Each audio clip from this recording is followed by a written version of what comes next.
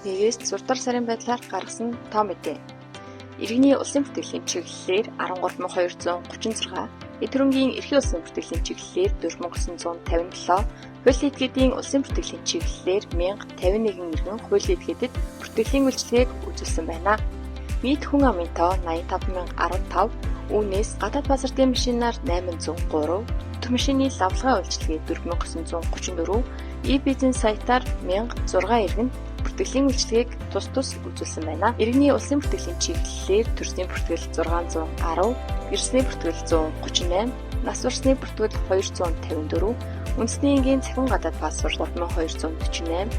иргэний цахим үнэлэх 2175, эд хөрөнгийн эрхийн улсын бүртгэлийн чиглэлээр төрөөс хүчилсэн үнэгүй газар 282, хувийн сууц 71, шинээр бүртгүүлсэн орон сууц 242, төрөөс хүчилсэн үнэгүй сууц 5,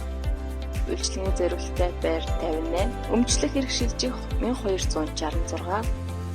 лавлгаа холбох 395, барьцааны гэрээ 2638 бол